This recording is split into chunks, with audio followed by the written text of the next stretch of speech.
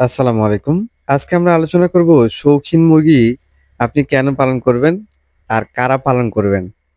দেখেন, শৌখিন মুরগি কিন্তু দামে একটু বেশি হয়ে থাকে। আপনারা সামনে যে প্রজাতির মুরগিগুলো দেখতে পাচ্ছেন এটা হচ্ছে কলম্বিয়ান ব্রাহ্মা। ব্রাহ্মা জাতের যে সকল মুরগি রয়েছে তার মধ্যে এটাই হচ্ছে একটা জাত। এদের গায়ের পশমগুলো সাদা এবং কালচে বর্ণের হয়ে থাকে। এদের সবচেয়ে সৌন্দর্যের একটা বিষয় হচ্ছে মুরগিগুলোর পায়ের যে পশম রয়েছে, এই পশমগুলো দেখতে খুবই সুন্দর দেখা যায়।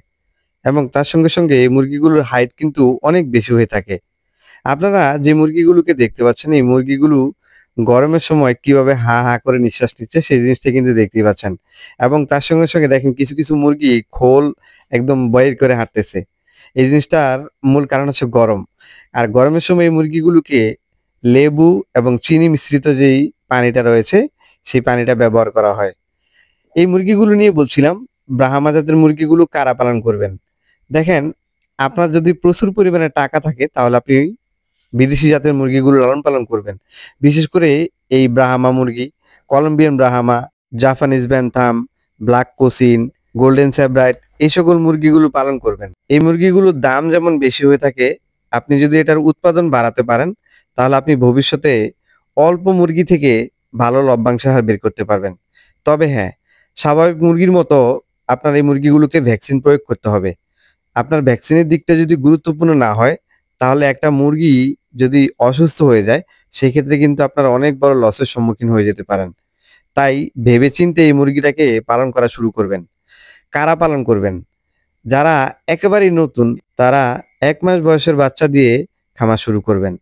তবে আপনি প্রাথমিক অবস্থায় ১০ টা মুরগি দিয়ে শুরু করতে পারেন। মনে রাখবেন, আপনি বিদেশি জাতের মুরগি দিয়ে খামার শুরু করলেন, সেখান থেকে আপনি অভিজ্ঞতা অর্জন করবেন না, তাহলে ভবিষ্যতে আপনি এই মুরগির খামার বড় করতে পারবেন না। তাই আমি সবসময় বলি, উদ্যোক্তা হওয়ার পিছনে সবচেয়ে বড় জিনিস হচ্ছে ধৈর্য। আপনি যদি ধৈর্য ধারণ করে পরিশ্রম চালিয়ে যেতে পারেন, তাহলে অবশ্যই আপনি সফলতার মুখ দেখতে পারবেন। বিদেশি জাতের এই ব্রাহ্মা মুরগিগুলোর উচ্চতায় কিন্তু অনেক বড় হয়ে থাকে, যেটা আমি আপনাদেরকে ইনশাল্লাহ ভবিষ্যতে দেখানোর চেষ্টা করব। এই মুরগিগুলো বর্তমান বয়স চলতেছে ৩.৫ মাস। ৩.৫ মাস বয়সের এই ব্রাহ্মা মুরগির বাচ্চাগুলো ইনশাল্লাহ ৫ মাসের মধ্যে ডিমে চলে আসবে। যেমনটা সবসময় ধারণা করা হয়। ৫ মাসে আপনার খামারের মুরগি যদি সুস্থ থাকে, তাহলে অবশ্যই ডিমে আসবে। হ্যাঁ, পুরোপুরি ডিমে আসতে আপনার ৬ মাস পর্যন্ত সময় লেগে যাবে। এটা সকল মুরগির ক্ষেত্রে ঘটে থাকে। আপনি আপনার চারপাশে যে সকল কথাগুলো শুনে থাকেন যে মুরগি ৪ মাসে ডিমে চলে আসে, সেটা হতে পারে। তবে ওই মুরগিটার পুরোপুরি ডিমে আসতে ৬ মাস সময় লেগে যাবে।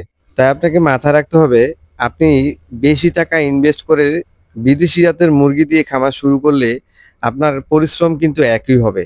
আপনি অন্য জাতের মুরগি দিয়ে খামার করলে যেরকম, বিদেশি জাতের মুরগি দিয়ে অর্থাৎ বর্তমান যে শৌখিন মুরগিগুলো দেখতে পাচ্ছেন, এই সকল মুরগি দিয়ে শুরু করলেও কিন্তু আপনার পরিশ্রমটা একই করতে হবে।